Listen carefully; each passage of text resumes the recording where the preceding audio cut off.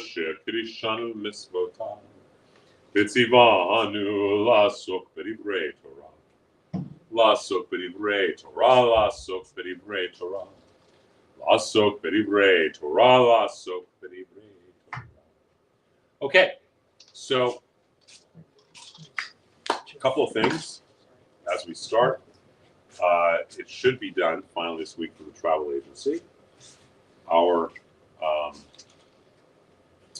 this trip to Israel, and it should be up on the website. One of the things that was not on it yet that I said they need to make sure is that there's the opportunity for people who want to get travel insurance, and it needs to be on there. It needs to be easy. It will be an amazing, amazing trip, a once-in-a-lifetime trip, truly. It's not only just Jewish and Christian sites, and we're going in July, but we're also going to be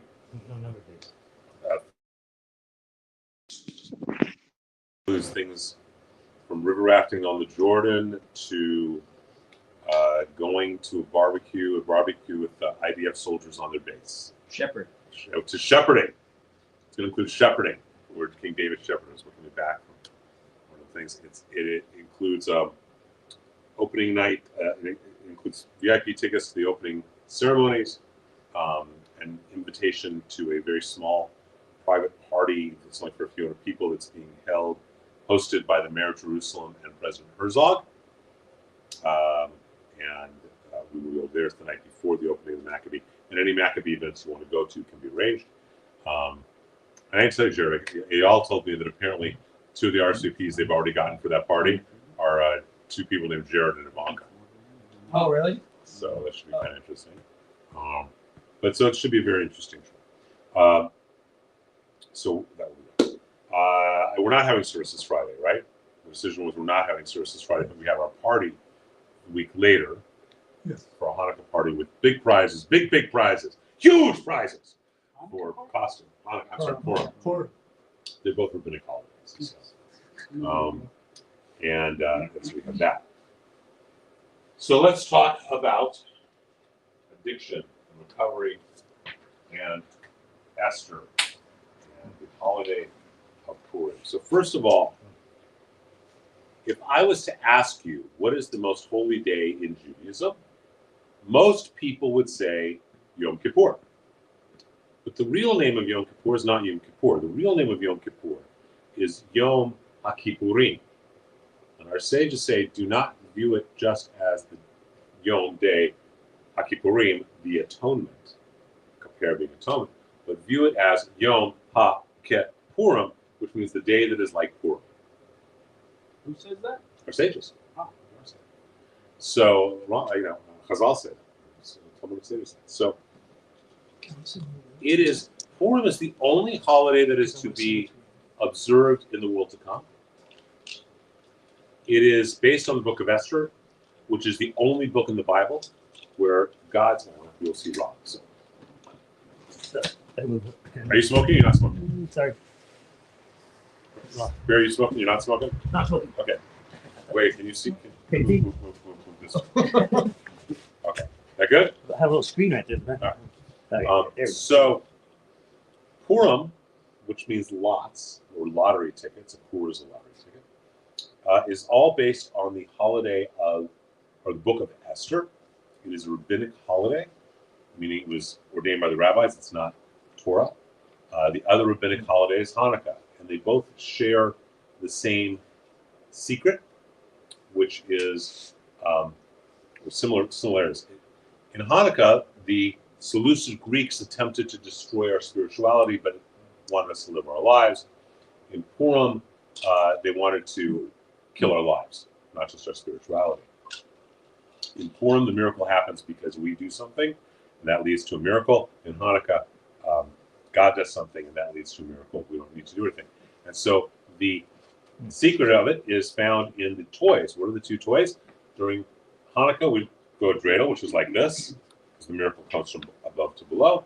And during Hanukkah, we do a grogger, which is like this. Same thing. Good morning, sir. Are you drinking? Are you smoking? We're a smoke-friendly, drink-friendly evening. Oh, I'm sorry. You brought your own. So the dreidel is a top that looks like this, and there's a grogger which looks like this is the toy. Okay. So what happens? How much do I get on this? All right. So what actually happens in the story of Purim? You've got this king. He's a drunken king. His name is Ahasuerus. He's a Hashboroth, a pain in the head. And he has a wife, a queen. Hey, welcome home. Named Vashti. And Vashti, he tells Vashti to dance naked for his ministers. And Vashti says no. He says, if you don't dance, you're going to lose your job. You're not going to be queen anymore. He says, fine. And she walks off. Now he doesn't know what to do, so he ends up having a beauty contest. And there's this guy named Mordecai. Mordecai, who is has a niece or a ward named Esther. We're not exactly sure of the relationship. And Mordecai goes to Esther and he says, Esther, you should do this beauty contest because you're so beautiful. So she does, and she becomes queen. So basically, Mordecai pimps out his niece. And she becomes queen. And there's this bad guy named Haman, and he is the chief minister for Ahasuerus. And Haman then, doesn't like the Jews because Mordecai won't bow down to him. And ultimately what happened is Haman, after a couple other incidents, Haman ends up declaring, convincing the king that he should have a day, and they draw lots to know what day it's going to be, where all the Jews are going to be killed. And so that's done. Mordecai goes to Esther. He says, you should go convince the king to save the Jewish people. She goes, if I go to visit the king before he asks me, I could be killed. He goes, maybe this is why you were put in this position. And so she goes and she convinces the king, and the king changes his mind. He says, what do you want? She says, she doesn't ask to have the Jews redeemed. She says, I'd like to have a party, just you, me, and Haman. And they have a party. When the king goes up, because he's drunk, so he's getting up. We don't know exactly where. My opinion is he probably went to go pee because he's had so much beer. But he goes out, and he goes to relieve himself, whatever it may be.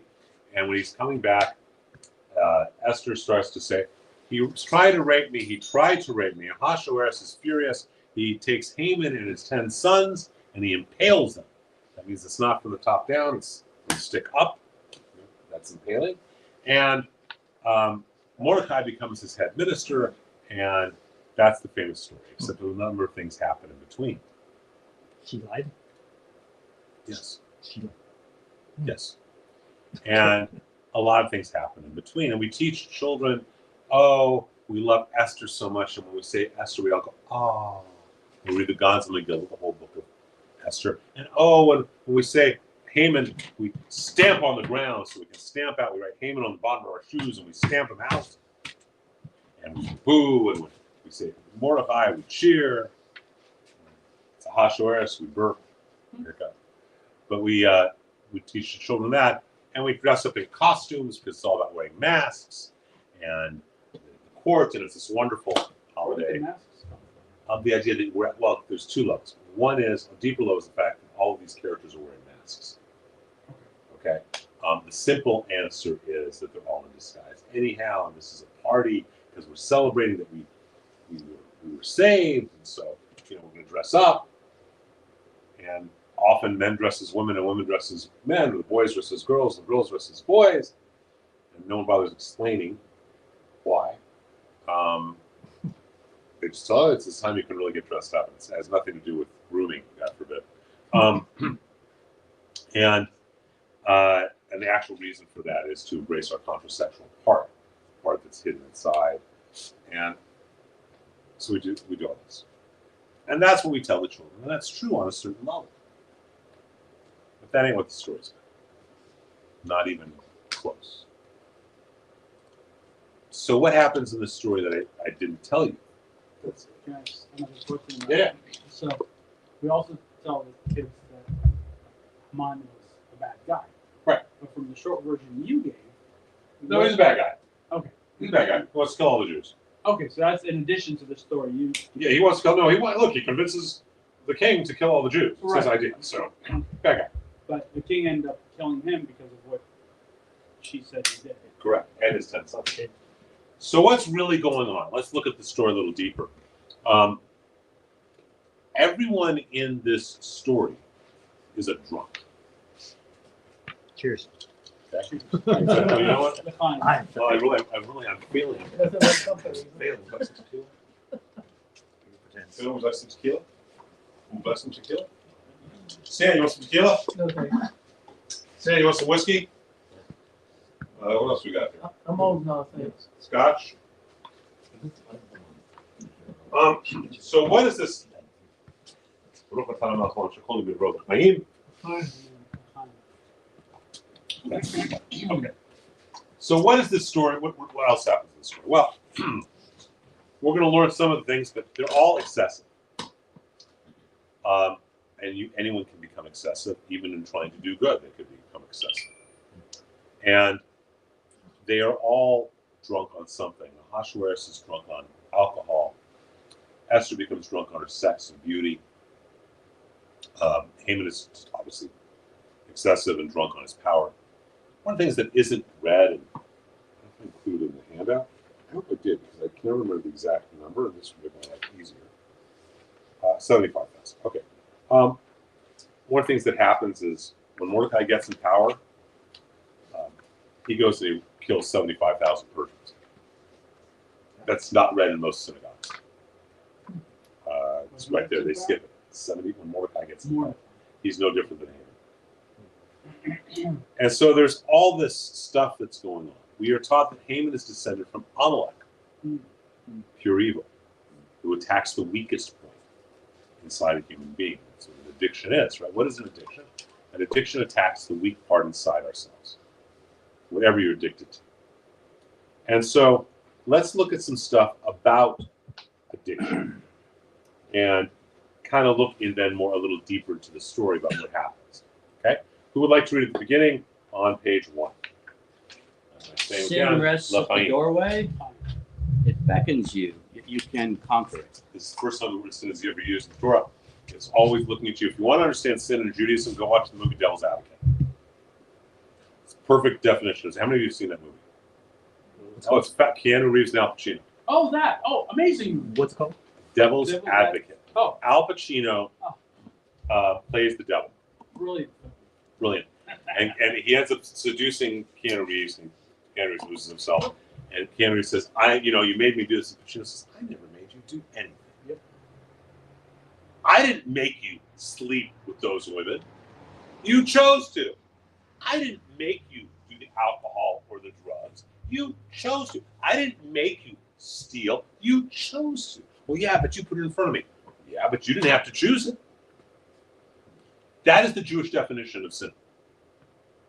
It's a choice. It's not in the same type of evil. And it says right here, you can conquer. Please continue. So like bad instead of evil. It's out. Things are bad. It's not the evil. word literally means, the word for sin literally is an archery term that means to shoot a target, shoot an arrow, and miss the target. You're talking about pet? Yeah. That's literally what pet means. Pet. It's an archery term. That's what it Yeah, actually pet catch it. Pet is an arrow. It's the shooting of the arrow. Yeah. And to miss the target. That's what a pet is. That's what the etymology of it is. Okay. And tshuva, which is how you fix it, means return or reconciliation, are the steps to fix whatever you damaged with the out of whack arrow and to put the arrow back in the target. To shoot, to return. You said sin is the only place you see the Torah? No, it's the first place you see it. Oh.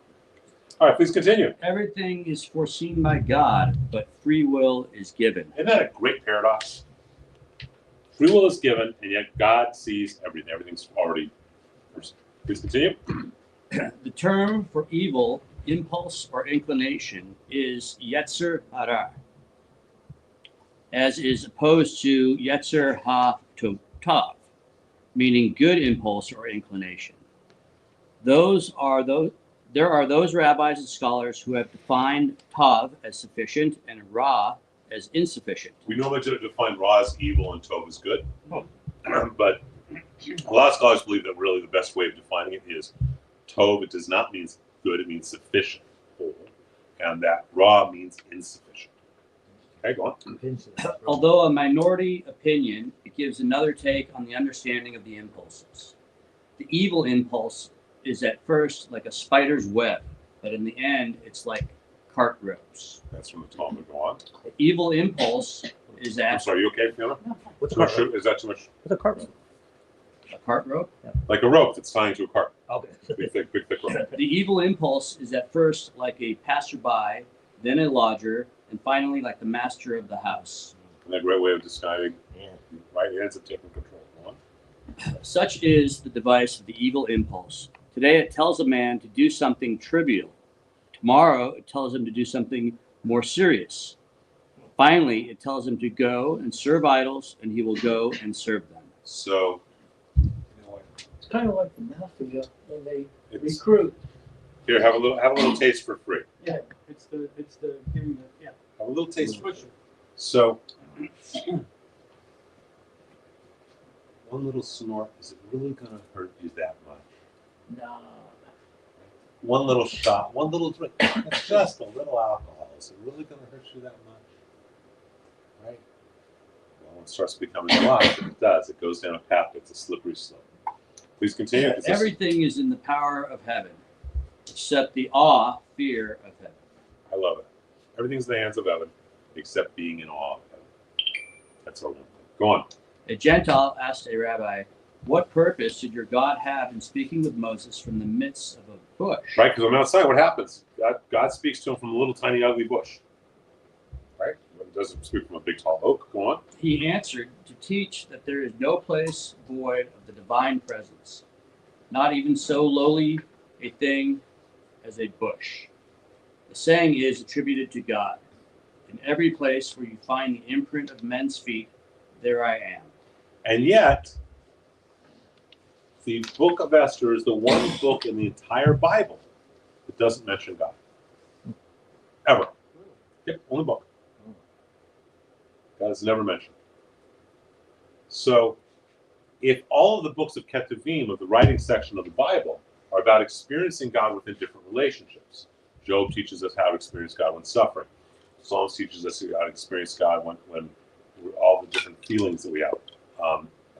Lamentations is how to experience God within the relationship of pain. Song of Songs, how to experience God within the relationship of an intimacy with our husband or wife. Esther is about experiencing God when God is seemingly absent. Okay? Because God's never absent, is he? Not absentee landlord. Yet, we have this book where he seems to be absent. It's a whole via negativa model. Make sense? It's almost like dark matter. What they talk. It's a different concept. All right, please continue. All the festivals will be annulled in future time, except for Purim. Okay, that's what our text teaches.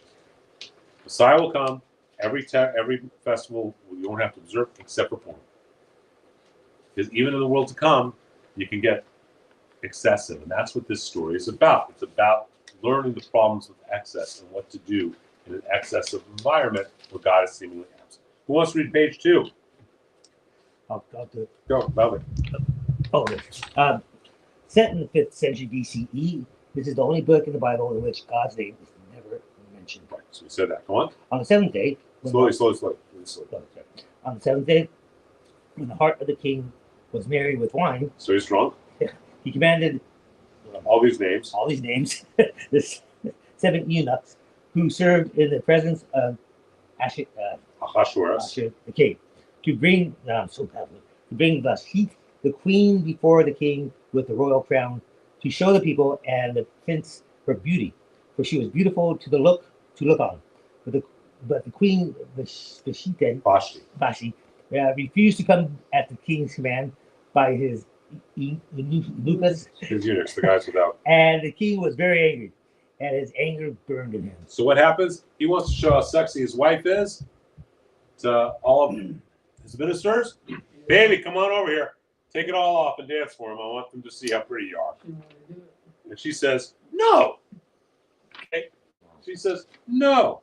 And so he says, if you don't, you're losing your queenship. She says, fine. See ya. And she's off. And then we have this whole piece. And so what happens? She doesn't play the game. Everyone else, Esther does. She becomes queen. And now she's got to get the king's attention. So what does she do? Mordecai says, you're going to have to go and see the king and convince him to fix this. We're going to have to use that. And she goes, okay, I want the people to fast for me and pray for me, and then I will do it. And she does. Now, here's one of the things to understand. We are taught in the Bible there is not a word misplaced. Okay? Every word is where it's supposed to be. There's not a word that's there that shouldn't be, and not a word that is, anything that's not there shouldn't be, and everything that is there should be in the proper order. If it says the rabbi was wearing a gray hat and a gray shirt and blue jeans and boots, that's what it means, right? If it says the rabbi is wearing a gray hat and blue jeans, what would the rabbi be wearing? Would he be wearing a gray sweater? No, right? If it says that the rabbi is wearing a pair of blue jeans, that means he's showing off his massive biceps, right? You didn't have to laugh that hard, Stan. Throw something at him, will you please? Okay. If it says that the rabbi was wearing, if it says the rabbi was not wearing, or it says he was wearing a hat and smoking a cigar, what does that mean the rabbi looked like? You. I am clothed, young man. You got a hat and a cigar. But it would mean that. You didn't say you did everything else. But if I had anything else, it would say I'm wearing something else. Okay? Everything is specific for a reason. Please continue slowly reading the next paragraph. And it came to pass on the third day that Esther dressed, prepared herself, and stood in the inner court of the king's palace, opposite the king's palace. So the king's over there, and she comes over here. Go on. She's opposite him.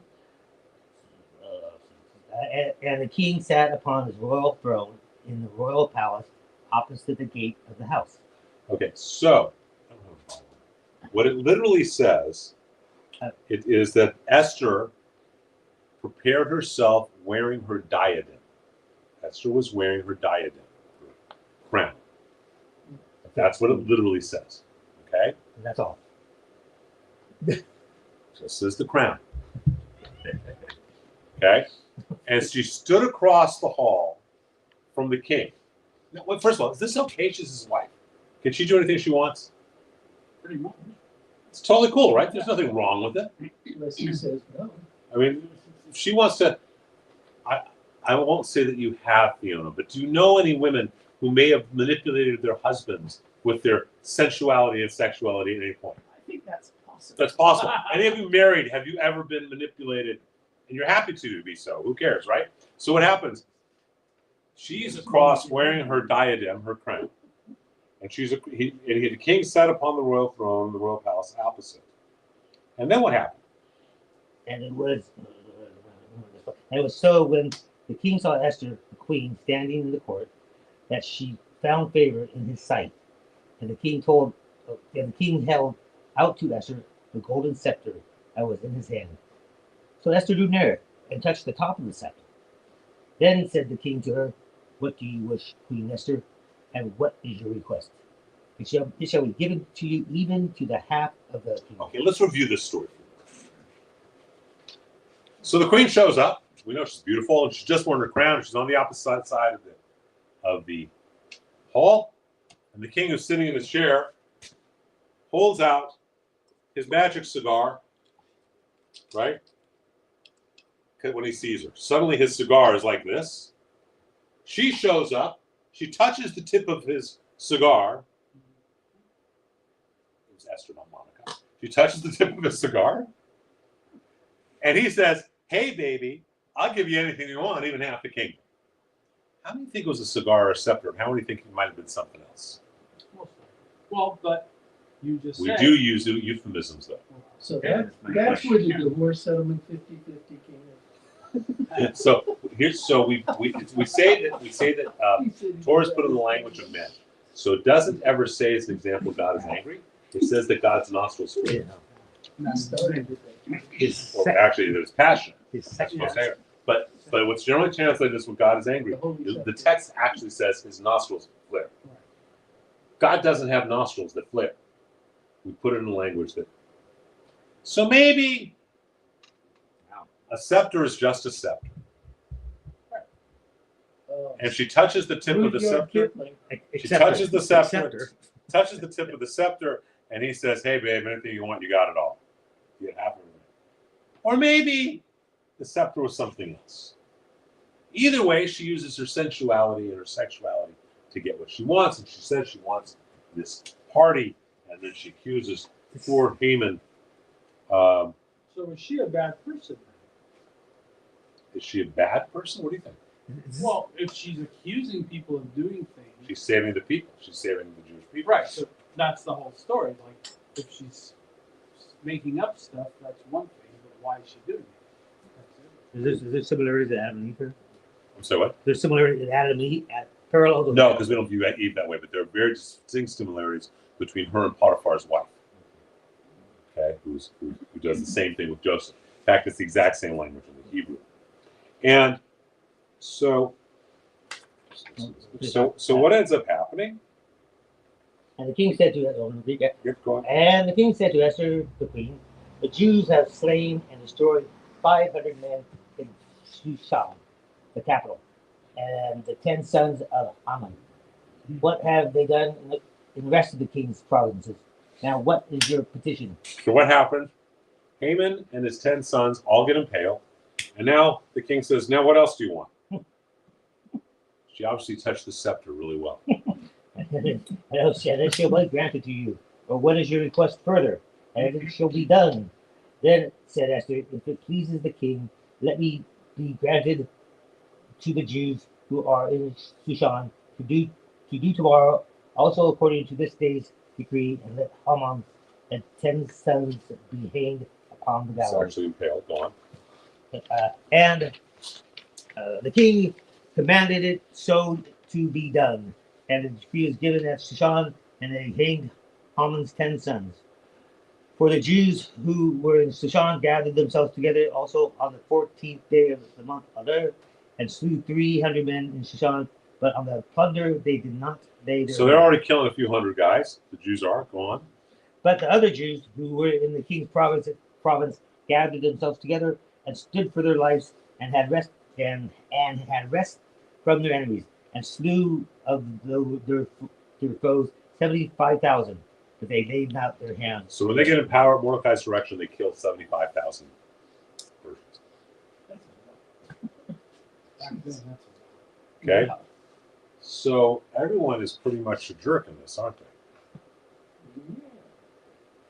Right? Everyone's pretty much a jerk in this. we Blessed- don't know if the 75,000 is literal or. There's no reason to believe that it's not. Blessed be Mordecai and cursed be Haman, both equal 502 in Gematria, the numerical understanding of letters. So Robert said, it is the duty of a man to mellow himself with wine on Purim until he cannot tell the difference between the phrase cursed be Haman and blessed be Mordecai. So you're supposed to get so drunk you can't tell between day and night. Okay? He needs to feed that addiction. So everyone's an addict in some way, aren't they? Yeah. Fine. Fine. I already have. I don't need to add one. So everyone's an addict in this, right? Except for one person. Vashti. Vashti doesn't play the game. She says, thank you, no thank you. And if you look, the next line is a beautiful quote by Harriet Beecher Stowe. She called Vashti's disobedience the first stand for women's rights. And Elizabeth Cody Stanton wrote that Vashti added new glory to her day and generation by her disobedience for resistance to tyrants, disobedience to God. Why are you supposed to get so drunk? So let's talk about that. This is the ultimate psychological Jungian holiday. And remember, start back with what we said originally, Yom HaKippur. Yom Kippur is like the day that is like Purim. So what happens on my chair? What happens on Yom Kippur? We get brutally honest. We go into the darkest places of ourselves. Right? We open up to God about them. And we are redeemed and we cleanse as an individual. You come out of Yom Kippur cleansed. That's what Yom Kippur Kippur is. It's not Rosh Hashanah. Between Rosh Hashanah and Yom Kippur, you're doing it with everybody else. But on Yom Kippur, it's between you and God. Which is why you know you've been forgiven if you're alive at the end of Yom Kippur. So Yom Kippur, at its most simplistic and basic level, is a holiday where we go into our personal darkness, as deep as it can be, and we cleanse it. On Purim, every indigenous culture in the world teaches that they have a ceremony, at least one a year, in which they are cleansing evil for the whole planet. Ours is no different. This is it. Because when it entails, so the drunken cantor's getting drunk too, right? Yeah. And now we get to the point where Haman's sons are impaled. And it's 10 sons and it's 22 words. And if you look in Jewish mysticism, you understand that the universe, as well as the body, the person, is composed of 10 points and 22 pathways. It's called the tree of life. It becomes a knot. These become knots when we do bad things as a world. And so on Purim, the cantor, from the midst of his darkness, of his drunkenness, it goes into and says all these 10 names and 22 words in one breath. That's what he has to do. Because in that moment, we're cleansing evil from the planet. Because we're going to the darkness. See, it's a Jungian holiday. Because Jung has this concept of the shadow. The shadow is that part that controls us unconsciously, right? Makes us do things we shouldn't be doing. That's what an addiction is too, isn't it? And, what controls us to make us do the things we should be doing? Our good intention. But Jung has a concept called the shadow. Okay? That, I don't think it was Freud first, but certainly Jung. That, heck is that? It's like a bird-sized bug over there. Jesus. No, that's a dinosaur. Okay. So what we do is we get so drunk. One day a year we embrace our shadow. One day a year we're excessive, consciously, so we're not excessive the other 364. It's a very Jungian concept that you take your shadow, you embrace it, and you learn from it, and you grow. That's what we do on Purim. Okay, on a very simplistic level, maybe that's a little bit deeper. On a simplistic level, Purim is an opportunity for us to go consciously into the depths of our darkness so that we don't have it the rest of the time. It's the opportunity to remind ourselves you can be addicted to anything and everything. And it doesn't matter what it is, if it's an addiction, it controls you, not the other way around. Right? And it preys on the weakest part of ourselves, just like Amalek does. That's why Amalek must be destroyed, not defeated. Addictions must be destroyed, not defeated. So an alcoholic doesn't get to have one drink, do they? A heroin addict doesn't get to have one shot. A coke addict doesn't get to have one snort. Because it's not going to be just one, is it? Because it preys upon the weak part. We do not negotiate with evil, with a perpetrator. So Rabbi Elijah Shalchat wrote this wonderful book called Amalek, the Enemy Within. And the idea that Amalek, which we saw exemplified by Hamas, being exemplified by them, attacks the weak, the old, the young, the infirm. That's what Amalek does to the people of Israel when they're coming out of Egypt. You don't negotiate with that, you destroy it. That's an external Amalek. Hamas is an external Amalek. We do not defeat it, we need to destroy it. You said praise of the weakest part, evil inclination. Outside, externally, it's Amalek, it's Hamas. Internally, it's whatever is attacking our weakest point and becomes an addiction. So if someone is depressed, so they start drinking. Is that going to help the depression? Well, what is it going to do? It's going to give them an addiction to alcohol. More depression. More, right? It's depressing. But it momentarily defeats the depression. And masks. Masks. It doesn't. And there's your answer. The mask. There you go. You're Told you we'd get there eventually. Oh, the mask. You were waiting It for just that. it masks. It's totally. The mask. Now it all But makes you sense feel to like why it's we're defeating the restless. depression. Okay. That's the only way to fight it. It doesn't ever relieve your depression. Yeah, you definitely get depressed afterwards. You wake up. Yeah, but the reason people do it is to mask their pain Right. using the tool Right. that they shouldn't be using. Right. Exactly. So and it doesn't matter if it's food or alcohol or drugs or sex or anything else. The moment it controls you, or if it's internet usage or being online or whatever it is, from being on your phone nonstop, or what they call it, the Bible, right? The teenage Bible. Hey, that's my work. Don't do that. And see yourself. But yeah, it's not like his work. How's that for instance? No, it's true. So what is it that we need to do?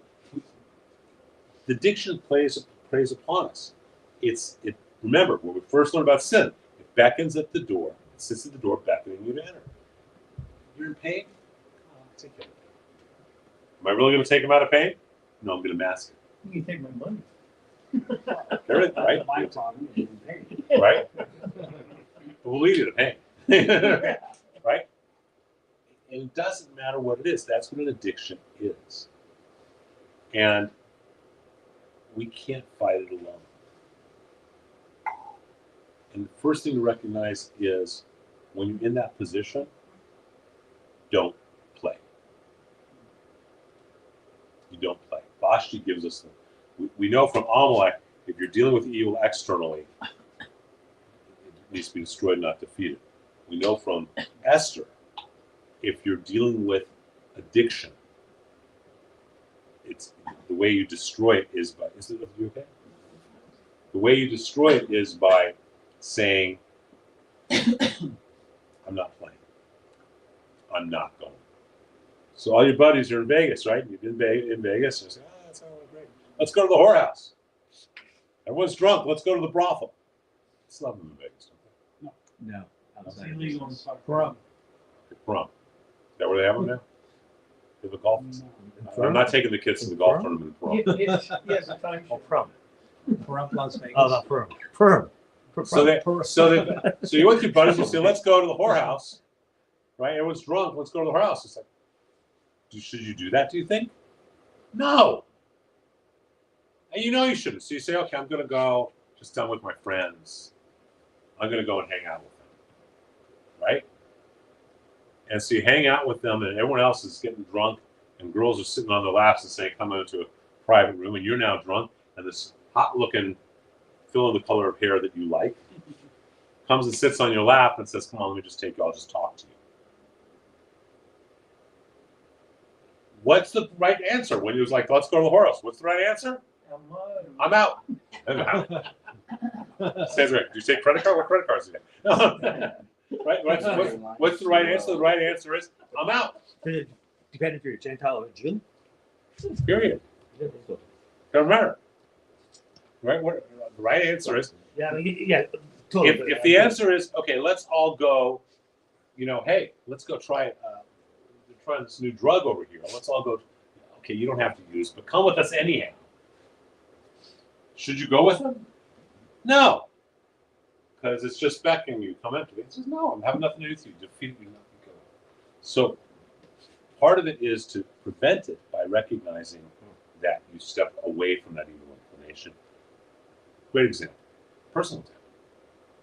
When I taught at Loyola Marymount, every first week of class, new classes, the first week of class, I would always forget something. And Allison would have to bring it to me in class. So first of all, the students knew I was in love with a beautiful woman. Okay? This prevented a whole lot of issues. I as far as I know, of all the guys that I knew, I was the only professor who never, well, I got hit on once, but who, other than once, never got hit on, which is a whole other funny story. I didn't get flirted with by students. I became Uncle Rabbi and Aunt Alice. Number one. Number two, I had an office. You know how many meetings I had with students in that office? 0. I had all my meetings in the public coffee house. Why? Because I didn't want to be in the position of some student coming in and closing the doors and doing something really inappropriate. Right? I don't want to be in that position of being tempted. So I just said, no, I'm not going to be around.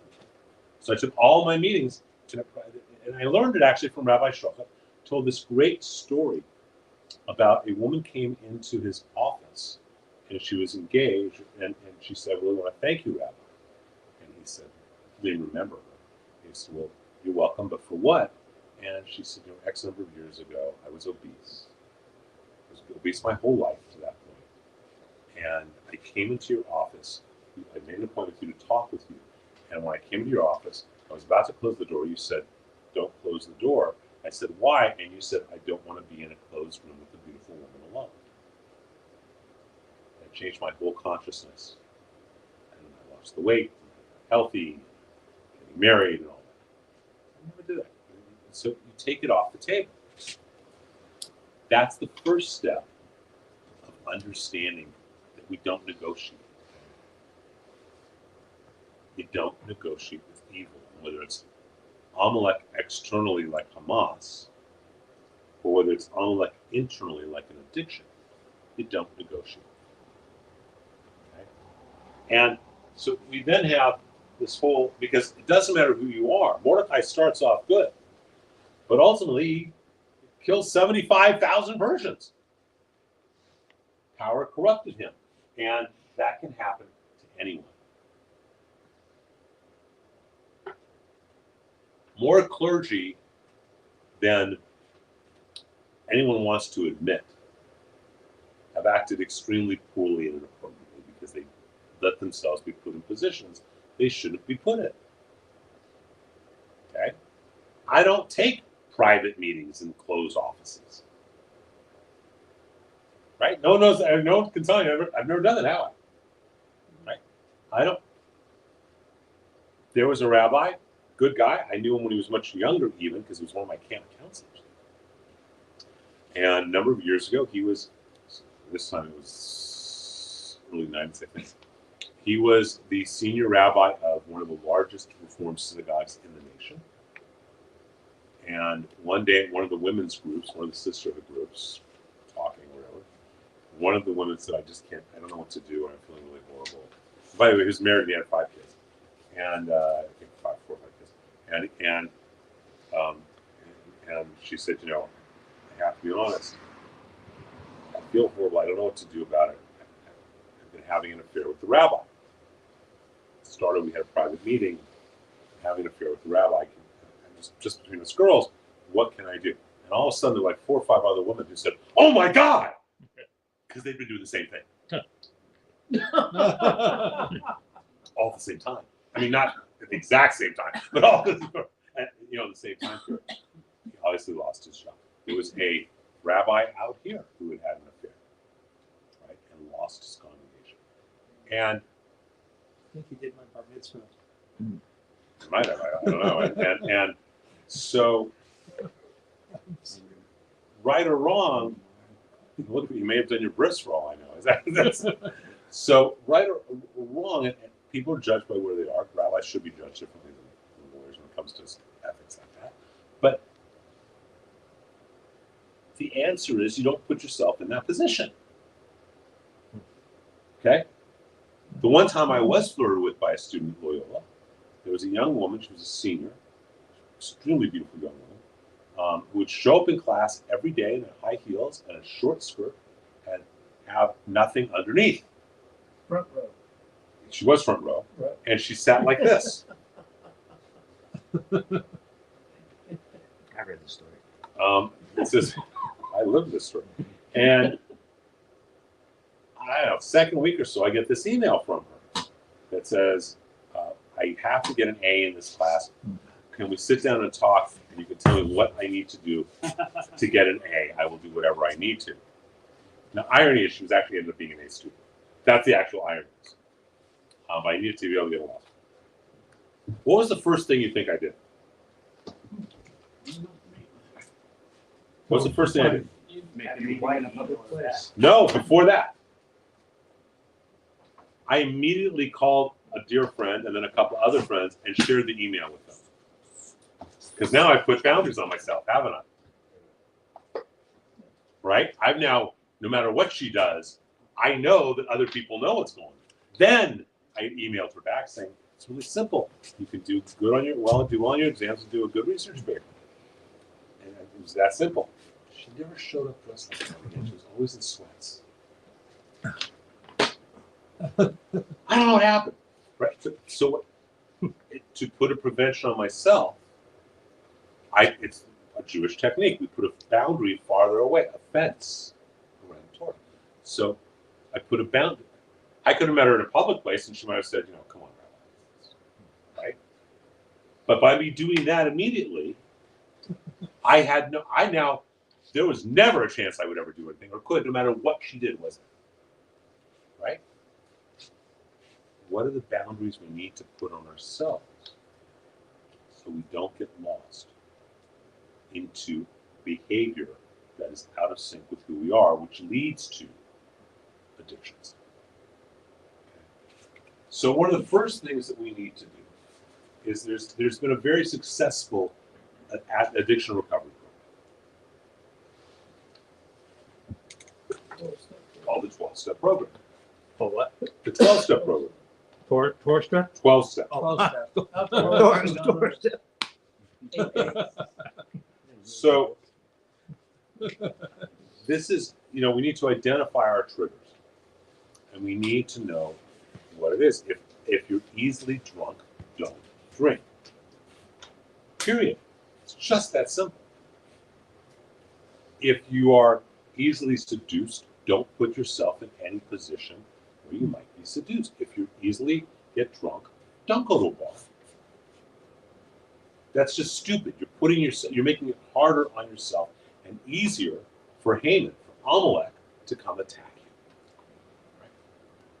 Second of all, so that's you don't want to be doing it. We need to recognize that line that I said at the beginning. It's in this handout. Everything is in the hands of heaven except being in awe of heaven. It's the only thing that's not. What is your relationship like with God?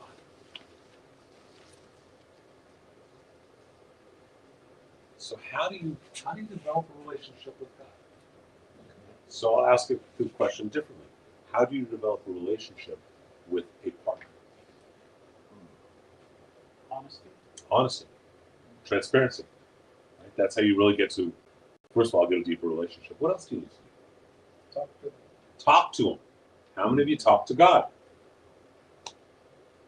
Okay? Let's talk to God. It's that great scene in the movie Ushpizin, where he gets up and have you seen Ushpizin? We showed on Sukkot. And he gets up and he goes, Abba, Tanlinas, Father, give me a miracle. Abba, Tanlinas, Abba, Tanlinas, screaming, right? Do we talk honestly and passionately with God? Do we cry with God? Open up our heart to God. So you may be opening up your heart to your husband or your wife. It's not that you're asking them to fix it, is it? You were married for how many years, Fiona? Right. How many years were you guys married? To my husband? Yeah.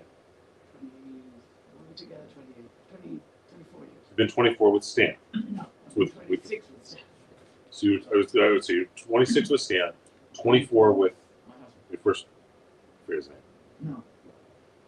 and 50 years of relationship.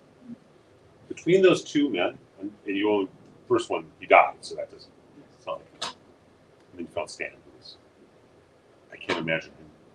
I think he's a step up from anyone, so he's less. 50 years. You ever cry on either of their shoulders? Express your feelings to them? Yes. Did you do it because they could fix it? No. You just wanted to express it, and you knew they were a safe container. Yes. Who else has been in a long-term relationship? How long? That's been 20 years. Ever cry on her shoulder? Ever open up your feelings to her? Yeah. Was it so that she could fix it? No, she can fix much. So I was, if we weren't on video, I was going to make a joke right now. So remind me afterwards. I just don't want any video of the joke I was about to just say. No record of it. Anyway. And I'm out of tequila. So why did you do it? Just needed to just let out. The relationship was a safe container. Who else been in a long relationship? How long been in your relationship? oh, 10 years. Okay. Ever open up your heart to her? Yeah. No, It's what's just called a part of the drill. That's Not all, some people don't. yeah, some people don't. Healthy relationship? Longest relationship? How long relationships? I think you got them with two totally 50. So what happens in a relationship?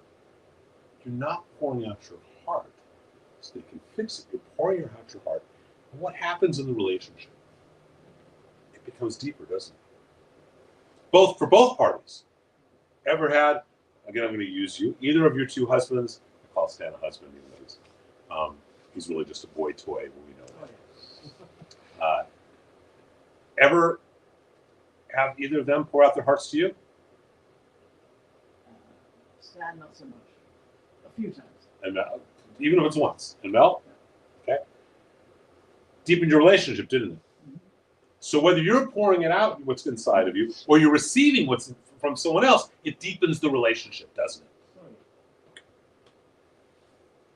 So why don't we pour out our hearts to God?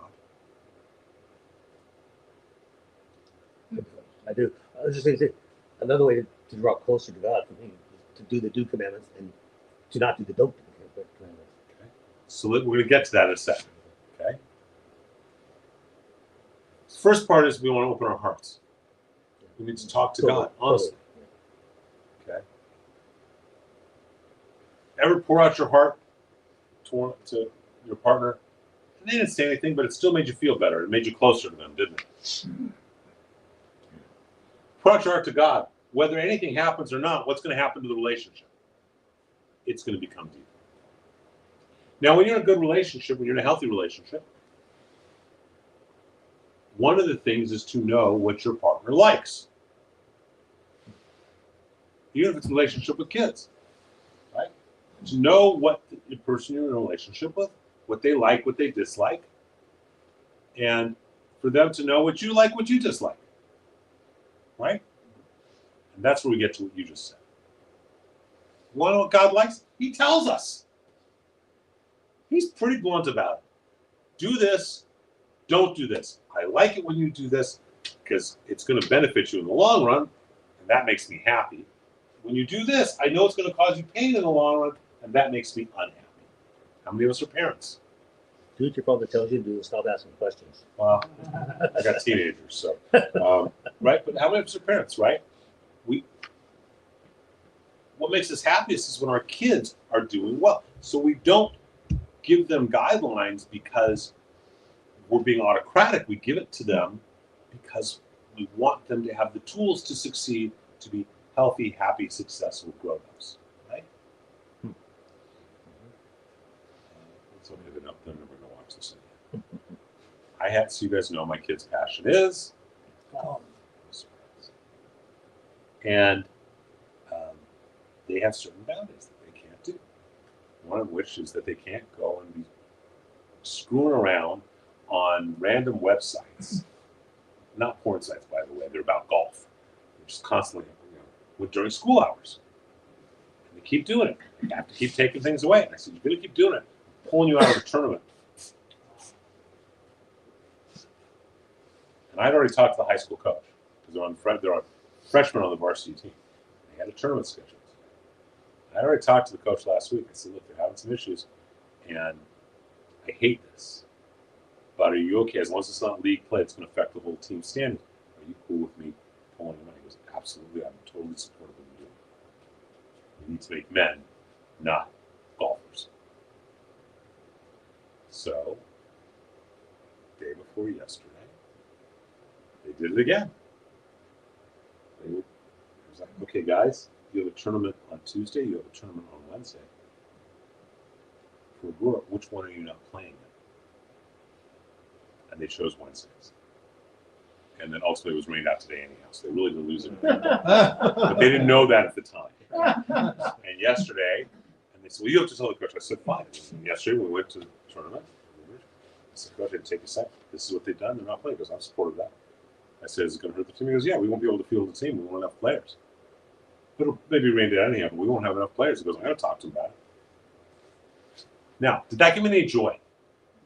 Only gave me pain, didn't it? Yes. But it's what we need to do. It's what we need to, right? We need to have the don'ts when God says do it, do this, and don't do that.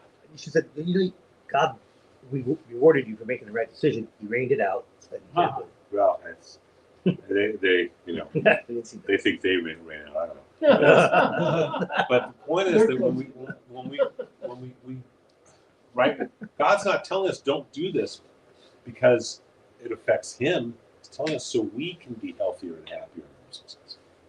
So the first thing is we need to open our hearts to God and communicate to God. Now, the first step of the 12 steps, I believe, is something like that you need to surrender to a higher power, as we use higher power, something like that. But in our language, you need to get honest and talk with God. And then you need to realize, how do you make your partner happy? That partner's going to make you happy too, right? So you pour out your heart, and then you start living a different lifestyle. Now, we teach that there are different holidays that do different things. And that Shavuot, observing the holiday of Shavuot, takes care of excess and addiction to sexuality. Observing the holiday of Passover and the holiday of Sukkot also take it. I always mix up which is which. I believe it is that Sukkot takes away the excess of greed, and Passover takes the excess of. Passover takes the excess of greed, and Sukkot takes away the excess of food. I think that's the other way around. I always make it mixed up. Honestly, the idea is to celebrate the holidays. Sukkot makes more sense. Yeah, but it makes both make sense. Both make sense, and yeah, in different ways. I always forget which is which, to be quite honest. Just thank God I don't. I don't think I put it down. So the point is that we need to take on some other mitzvah. The what? Mitzvah, commandment. Got an addiction. Take one commandment on to replace it. And you make it clear to yourself and to God, look, this point is an addiction to X, Y, or Z. God, I'm giving that addiction to you. You get rid of it, and I'm going to take on the mitzvah of lighting Shabbat candles once a week. I'm going to take the mitzvah on of being kosher. Okay, any of those kind of things. We need to fix the mistakes we've made, because otherwise we get lost in depression. So you need to make tshuva. You realize you've done something, apologize, fix it, make a commitment not to do it again, and don't do it. But the first step really is to get out of the excess, is to bring God into the picture. Through dialogue and through action. Does that help a little bit? Yeah. First one. That's a very clear thing. And if you're not sure how to do that, just take on an extra mitzvah. Take on an extra. It almost sounds like a bargain, but it's not. It's different than a Bargain. You're not supposed to bargain with God. God, if you do this, I'll do You this. can bargain with God. Well, yeah. My kids bargain with me all the time. And sometimes I let them. And sometimes I don't. They were, I let them not too long ago play in a tournament after they acted out. I guess With making an but agreement. I think it's totally different because you're taking on a mitzvah, something that God wants you to know. Right, you're making a deal. All right. So there's a story that I'm laying here. It's the story of a hurricane lamp. Do you all know what a hurricane lamp is? Yep. Yes? Okay. No. A hurricane lamp is, I don't have one. That's like a bowling ball pin. So a hurricane lamp is the oil is here, and then there's a wick, and then there's this glass on top. Okay?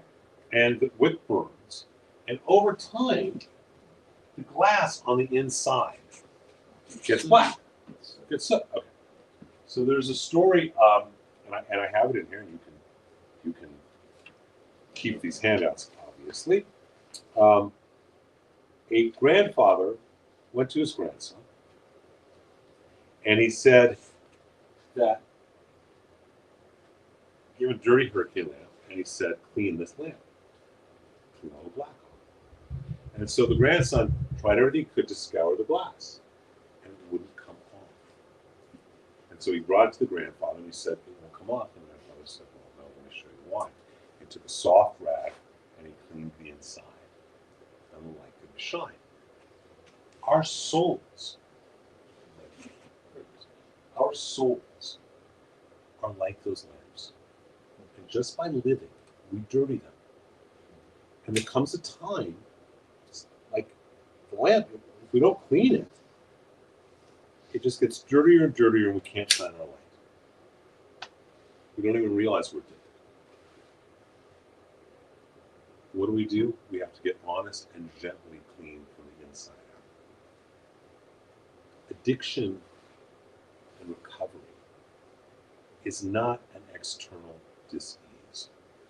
It's internal. Malidoma Somé once made a great comment that addiction is a spiritual energy which needs to be released, but does not have the ritual or cultural containers within which to release it. That there's something that needs to come out, but it's got no boundaries. So what do a lot of recovering addicts become? They replace one addiction with cigarettes. They replace one addiction with working out. What? Religion, right? Mentoring. All these different things. Our tradition is, it's good to replace it. Replace it with deepening your relationship with God, and clean out that schmutz. And then it's not as hard as it seems to be, because if you're focused on the ritual, if you're focused on what you're replacing with, giving away the addiction, replacing it with something else. It's, in talking to heroin addicts, I worked with heroin addicts in an FDA research program at the University of Miami on St. Kitts Island. And I'd never spent time with heroin addicts before. And for heroin addicts, do you know as much as the high? Because they're always chasing the dragon. The first time they had this amazing high, the rest of their life, they're trying to get that same high, which they can't get. So they take more and more and more, still can't get. But do you know what the heroin addicts had in common that they loved about heroin? Anyone want to take a guess? The ritual. The ritual, the tying up and the filling up and the this and the that and the Preparation. the ritual. So you need to replace it with another ritual, don't they? If there's an addiction, replace it with the ritual of a mitzvah. Take it and replace it with wrapping tefillin in the morning, saying morning blessings, keeping kosher, lighting Shabbat candles, and opening your heart to God, who is our partner. Because when we do that, that spiritual energy that needs to be released, that has a cultural container within which to release it. And that's really what's so important. And don't negotiate. If you're in a place where God seems absent, God is still there. But God is masked. God is hidden. Stop. Walk away. And there again, we have why this book has, it's all, on the one hand, God's never mentioned, but on the other hand, God is throughout the entire book, in every way, shape, and form. But he's not overtly mentioned. It's hidden. An addiction is hiding something. It's like a mask, and it's hiding something, and it needs to be uncovered. And what Purim does is allow us to do that in a very Jungian way. It allows us to embrace all of our darkness for one night. And it's really interesting, the real traditional way of observing Purim, you spend the night reading the Megillah, the whole Megillah, not just what Chabad reads, which they cut out the parts that make Mordecai look bad.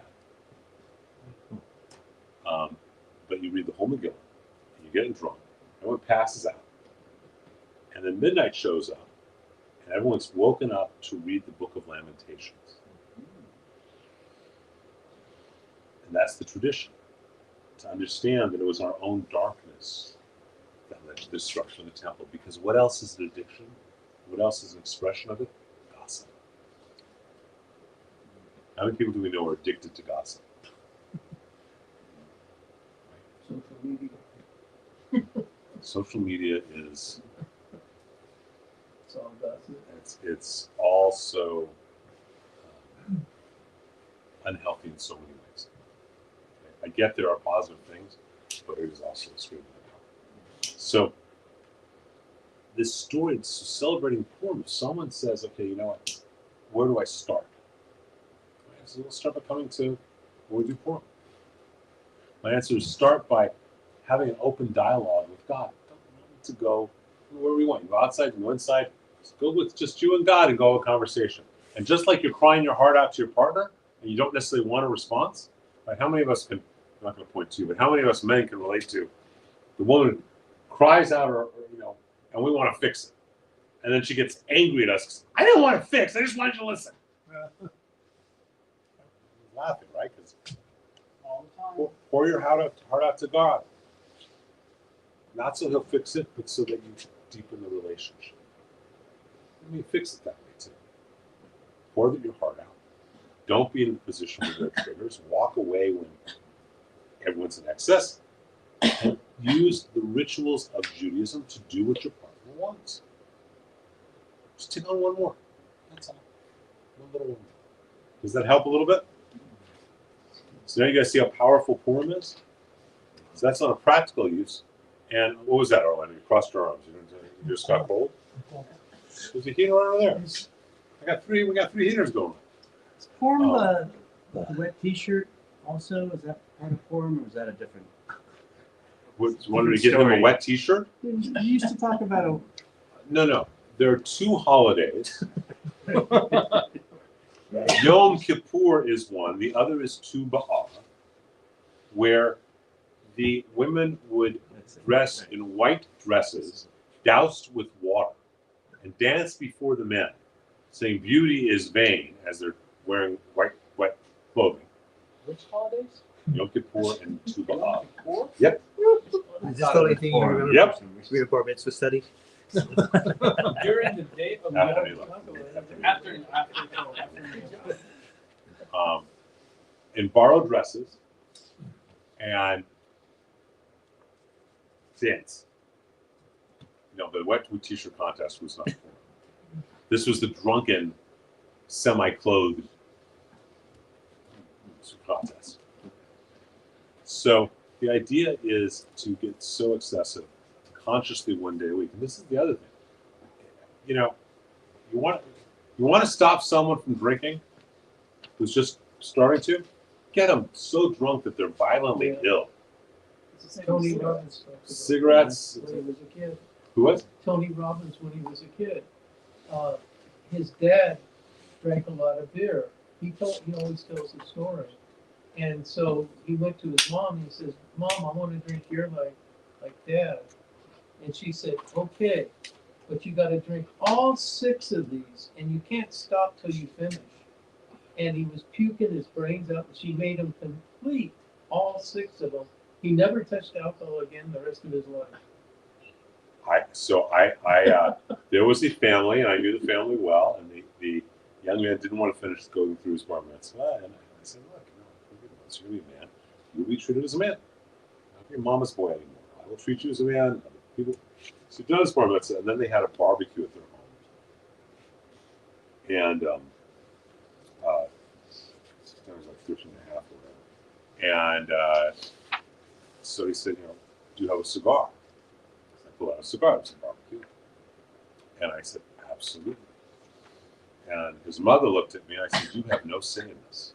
Because I knew he was going to ask me for this. There was no question in my mind he was. And so I happened to bring with me a Camacho Corojo cigar. Those are strong. And I said, "Here's what you do." After like 3 puffs, he's wandering around in circles looking for the hose. Never smoked again. Looking for the what? Hose. He was looking for the hose. Hose. He was like wandering around. Right? Yeah. Probably got We do Purim one night a year, so you don't need to do it the rest of the year. Now, if you are an alcoholic, you don't do alcohol in Purim. Do a different great. excess. I like that one. Do desserts. Do sex if you're married. I need to always make that clear. But do a different. Do sweets or desserts. Do tobacco. You know, you like occasional cigar? Well, Have three. on 3, have 7. Right. He's pushing it. So the idea, though, is to get so drunk you can't control day and night. You cannot tell people. Excess is excess, whether it's from Mordecai or Haman, and that's what this is really about. So does that help everyone? That worthwhile? Yeah. Yeah, that's awesome. Okay. Thank you so much. And I know again, the information on the trip to Israel will be coming out, I think, this week.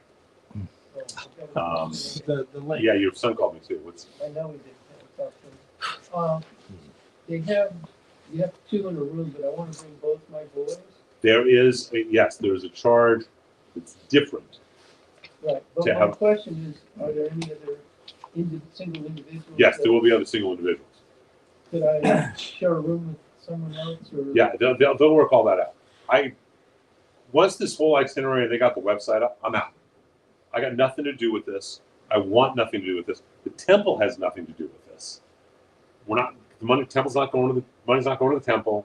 It's through this travel agency that was recruited in Israel. And they're doing all of it. I just have gotten involved because when it comes to the itinerary, I've been really, really specific. Right. Well, what I'm asking is, do you know of any other single people that I There will be other single people. could pair up with? There will be other single people.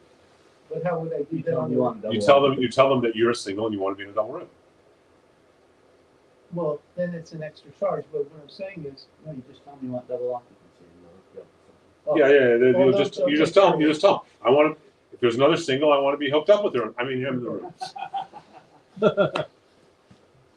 Tell them I have an addiction. Yeah, there's one person coming. She's 27 years old, and she used to be a model. That's the one. Yeah. So no, there will be people who are single. Okay. I mean, they're doing it. I have no idea who it is, but that is one option. And or at the end of the day, there's a way of putting a third person in the room too. Oh, there is. The third person is going to be less cost. Okay, I talked to them about that too, Okay. so that it's not. It's a different cost. Okay. Thank you so much. Thank you guys. See you later. Thank you. God bless. Take Bye. care. So the answer is that there will be the options. You'll talk to Zelig, who's the guy's name, Okay. and you'll just say, look, either I want all 3 of us in one room, or if you can pair me in with someone else who's going. There'll be a phone number then. So. Yeah, they've got to put all that on their website, and as well as what they didn't do yet that is I'm insisting on is that they have the travel insurance as an option. They have what? Travel insurance as an option. Oh, I see. So that if not because of sickness, but because of you just decide you don't want to go, that you can still get your money back. As an Israeli, It's an Israeli company. yes, it's run by women, I think. Because my travel agent. No, it's not run by Really? Orthodox Jews. Oh, no, I'm talking about the insurance. Oh, the insurance. I don't know who the insurance is. Because I told them they have to find it and they have to deal with there it. is a couple of. I said they have to make sure that click here if you want to have the insurance, and not just for sickness or for a reason, but just because I don't feel safe. I don't like. There was just a bombing in Tel Aviv a month earlier, and they don't want to go. So, someone said to me today, we were talking about it, and he said his wife, her attitude, she desperately wants to go, unless not desperately, she very much wants to go, unless there's any bombings going on in June, in which case she's not going there in July. And now insurance wouldn't cover that, and people need to have an option for insurance that will. Well, I'm going to be on the loan. You can do it. I hope not. I want to be around an 80-year-old crack. Oh, she knows. See, he thought you were talking about him. So there will be options for people. Eileen Berkowitz, I think, is going alone. I think, right, Melinda? I don't think she's. Drone. So, but we'll figure it out. And I'm not doing the figuring out. I'm not doing the I choreography. have no problem being. Yeah. You gonna send an email out them when it. As soon as they fix the website, so it's all exactly right, so I can totally let go. Because Okay. I want to make sure that I really want to make sure that there are a couple of things that are on there that aren't right now. It's about 95% of the way there. Right. They're telling me they're going to have it before the weekend, and we'll send it out. And Do you fly direct from LAX? no, I found this is the cheapest flights that we found. Yeah, we can cut it off. I think most people want to know about it. Yeah, we can cut it off, and we'll obviously go.